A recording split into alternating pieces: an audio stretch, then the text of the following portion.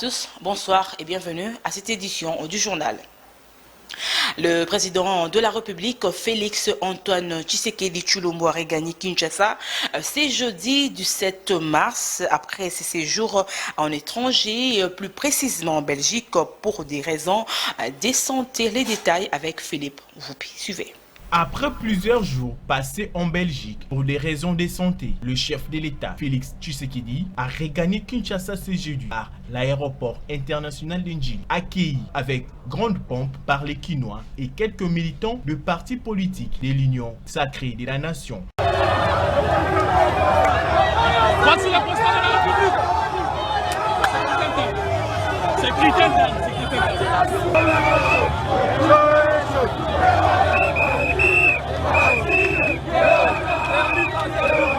Le président de la République n'a pas hésité de s'arrêter sur sa route au quartier des Bonhommes pour consoler et compatir avec les victimes de l'incendie qui s'était déclenché mercredi dans la soirée, accompagné de la première dame, Denise Nyakeru Tshisekedi, le gouverneur de la province de Kinshasa et de quelques personnalités. Une occasion pour les garants du bon fonctionnement des institutions à échanger avec quelques familles touchées par ces drames.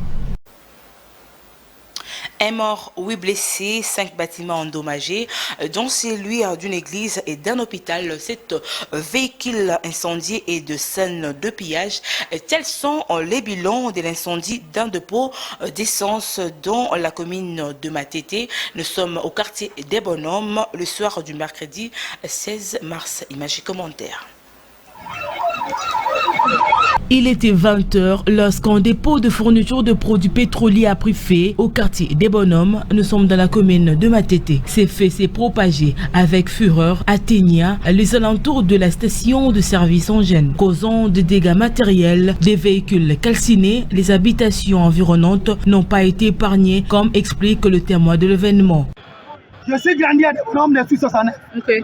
Depuis que nous sommes à des Bonhommes, on n'a jamais vu des incendies, plusieurs fois de gasoil. Voilà. On a volé les carburants à Bakongo, on les a menés notamment ici. Voilà. Et ça crée des incendies. Voilà. Il y a des bébés qui sont morts à la maison. Alors, nous demandons au président de la République qu'il ferme dans l'immédiat tous les dépôts de gasoil qui se trouvent à Matete. Précisément des Bonhommes qui doit quitter.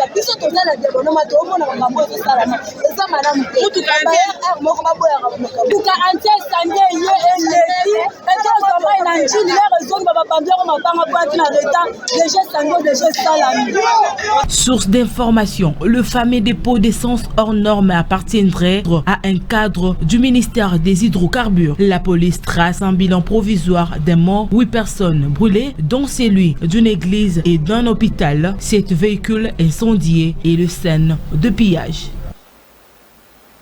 De l'autre côté, attendu à Kinshasa pour une séance de travail avec le chef de l'État. 3 députés provinciaux de la province du Kwilu se sont noyés dans la rivière Mai-Ndombe alors qu'ils étaient tous dans une jeep pour la capitale. C'est jeudi 17 mars. Philippe Voupi, commentaire. Sur la route nationale numéro 1 à 100 km Kinshasa, un véhicule a fini sa course dans la rivière Mai-Ndombe. Dans ces 10 véhicules s'y trouvaient 4 députés provinciaux, Ndiba Nkusu, Ifumu et Frank Gatola, tous élus de la province de Kwilu. Seul le député Frank Gatola est le seul survivant et actuellement interné à l'hôpital Biamba Marie Mutombo à Kinshasa, alors que tous ses 3 collègues précédemment cités sont tous noyés. D'après un de nos sources d'information, ces députés provinciaux sont attendus à Kinshasa pour une séance de travail avec les chefs de l'État. Ces députés accidentés s'y rendaient pour la même cause. Le président de l'Assemblée provinciale du Kwilu, Serge Makongo, explique l'événement. Selon lui, et le mauvais état du véhicule qui est à l'origine de l'accident. Suivez. Hier, il y a 4 députés provinciaux de notre Assemblée qui quittaient Bandundu-ville pour Kinshasa. Et ils étaient dans une Jeep qui n'était pas vraiment en bon état. Ils étaient au total au nombre de 11 passagers. Arrivés au niveau de Maïndombe, pour Maïndombe, les freins de la Jeep ont cédé et ils sont tombés dans la rivière Maïndombe jusqu'au fin fond. Donc pour le moment où je vous parle, du côté des députés, il y a 3 députés qui sont portés disparus.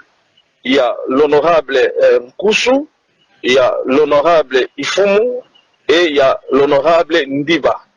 Il n'y a qu'un seul rescapé parmi les honorables. Il y a honorable Gatola Franck. Et puis il y a d'autres passagers aussi qui sont portés disparus.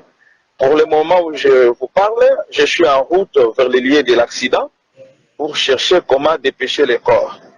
Donc voilà ce que je peux vous dire pour le moment. Ces députés venaient à Kinshasa puisque nous avions appris qu'au courant de la semaine, le président de la République peut recevoir tous les députés provinciaux de la République démocratique du Congo. Et c'est dans ce cadre-là qu'ils ont quitté Bandundu-ville pour déjà venir à Kinshasa attendre cette invitation. Une brève dans ses journaux en justice, Ferdinand Kambere, cadre du PPRD, a été condamné à 6 mois de prison. C'est jeudi 17 mars. Le ministère public avait pourtant requis la peine capitale pour tentative de meurtre. Le tribunal de grande instance de Lagombe n'a retenu que coups et blessures volontaires. Ferdinand Kambere doit payer $10,000 américains.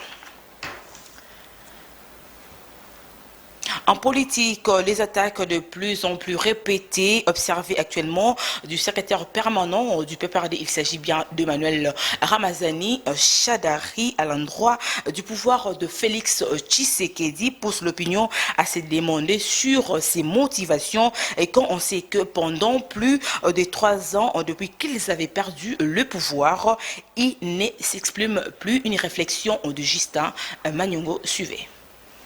Au travers plusieurs de ses récentes sorties médiatiques, le secrétaire permanent du PPRD, Emmanuel Ramazani Shadari, ne rate plus aucune occasion pour s'en prendre au pouvoir de Félix Tshisekedi. Le régime Tshisekedi est traité d'escroc pour avoir arnaqué les Congolais au travers la taxe RAM non tracée dans les trésors publics. L'ancien dauphin de Joseph Kabila a même affirmé avoir obtenu plus de voix que Félix Tshisekedi aux élections présidentielles de 2018. N'eût été l'intervention de l'ancien président Kabila qui avait pesé de tout son poids pour faire élire Félix Tshisekedi. Au chapitre réservé au bilan de l'actuel pouvoir, celui concernant coup sur coup affirme que Félix Tshisekedi n'a rien fait jusque-là à part voler les Congolais. L'opinion se demande sur les motivations de ce numéro 1 du PPRD qui, depuis voici plus de 3 ans, s'était plongé dans un silence total. Est-ce ces sorties médiatiques ne seraient pas venues pour planifier les retours au pouvoir de Joseph Kabila, dont son épouse Olive Lembe Kabila commence déjà à solliciter la confiance du peuple? L'avenir nous en dira davantage. Kinshasa est-il menacé de pénurie d'essence dans les jours à venir? Cette question taraude les esprits de Kinois depuis que cette possibilité est largement répandue dans les réseaux sociaux à cause de la guerre en Ukraine. Justin Magnongo nous revient dans cet élément. Ces derniers temps sur les réseaux sociaux, de plus en plus de langues annoncent l'épuisement de la totalité des stocks de carburant disponibles pour servir Kinshasa ainsi que ses environs dans un délai de 48 heures. Ceci serait dû à la guerre en Ukraine étant donné que la Russie se trouve parmi les pays producteurs de pétrole. Une situation qui aurait amené certains automobilistes à faire des réserves d'essence pour leurs véhicules. De son côté, la population quinoise craint les retours des pratiques des demi-terrains, des longues marches à pied ainsi que la hausse des prix des transports. Des craintes balayées par les ministères des hydrocarbures où les ministres Didier Boudimbu qualifient ces nouvelles de mauvaises rumeurs. À l'en croire, Kinshasa, voire même les Congo central disposeraient des stocks nécessaires de carburant pouvant tenir les coûts jusqu'au début du mois d'avril en attendant qu'entre-temps de nouvelles cargaisons de carburant arrivent. Voilà pourquoi il appelle les Congolais en général ainsi que les automobilistes au calme. Ceci est une affaire à suivre. Hausse de prix des denrées alimentaires dans les différents marchés de Kinshasa. L'équipe du vrai journal a fait une descente de cette ville, précisément au marché des Capella dans la commune de Kalamou. Reportage de Franck Mongata. Au marché Capella, ici, dans la commune de Kalamou, la population s'étonne de la hausse des prix constatée récemment dans différents produits qu'elle a l'habitude d'acheter. Celle-ci ignore les causes réelles de cette situation. Biloko to somaki lobby na après-midi prix mususu tongo etandika mbala moko do na butu wana mbala moko donc prix changer. Est-ce que tozo soutenir mboka toti biso place to mona clarté toza na ba famille basi bana to tangisa bana mais via boto soutenir chef de l'état toti ba congolais vraiment to mutema mais to soutenir muninga tant que le chef de l'État oya biso moko otolingi mais to soutenir quand même bon bazote mapa mate parce que biloko e mati makasi bazoko wana bango souvent kolia malamu te mboka ma passer makasi parce que biloko ezalaki na ba 50 francs et mati mamwe ba 200 francs et tout le monde ezalaki na 100 francs et combien 200 250 donc Thomson kutu ba kutu te nguba to za osoma kopo na 1200 et lo kopa nguba komi na 1500 vraiment donc biloko e mati makasi ma papa na ngai mais de fait que ba konze ba koma na ba terrain te na ba dépôt bisika biloko ezo uta na ba nani ba bilanga bisika mama bazo ko ba matembele ba nini ba pilipili bazo ko mate je mets dans ma passeport wenza kapele ezali mais biloko za ko mata biloko za ko mata talo tozo comprendre te biloko onde matita lo to somba ngona nini mbongo pe zate ozo tala bo pilipili moko 200 francs moi ndembe 100 francs yo siko oza na mbongo ebele to somba ngonde ngeni en tout cas moyen ezalité biloko pene za kumata message ya rapona ba konza mboka balobela biso peuple congolais to souffrir mboko eza mboko ya mboka elengi baluka biso ba baye mesure moko poto za pe bien na mboka pour moyen te papa la ngai moyen te neti biso bo to za na bana 4 5 6 to suka bandao ba mama bazolela nga nazaka na fa bido mo ya oui mais na boko la plus de 5 personnes na kata ndako na ba mama ba leki ba dépendre pas la ngai. Les autorités compétentes sont ici interpellées afin d'éviter des tensions sociales dans l'avenir. L'insécurité qui sévit dans l'Est de la RDC, on en parle dans ces journaux. Les combattants ZADF ont endeuillé encore Watalinga dans la chefferie des Bénis la nuit du mercredi à ce jeudi. Au moins 10 morts, dont 3 combattants ZADF. Commentaire. Selon les sources locales, parmi ces morts figurent également 6 civils, 3 combattants ZADF et un militaire FARDC. Elle rapporte que l'attaque a été enregistrée à Kamango et environ. Le capitaine Anthony Moualouchaï, porte-parole des opérations Sokola 1 secteur grand, confirme le bilan de 3 combattants ZADF neutralisés lors de l'intervention musclée des forces armées de la République démocratique du Congo. Ces assaillants voulaient se ravitailler en nourriture et autres biens de première nécessité. Il faut savoir que l'attaque a été à la base d'une débandade la nuit dernière. Les habitants ont passé nuit à la Belle Étoile et commencent à se déplacer pour d'autres zones supposées, craignant pour leur sécurité.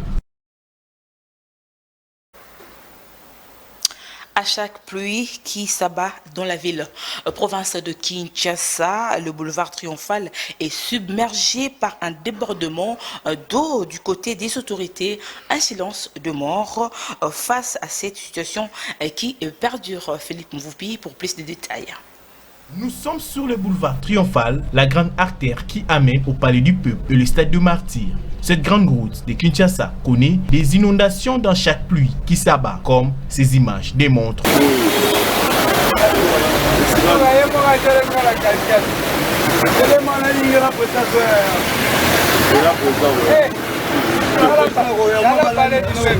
Boulevard Triomphal est au centre-ville de Kinshasa et surtout c'est la route du Palais du Peuple, siège du Parlement. Donc elle s'étonne de l'inertie des autorités face à ces inondations.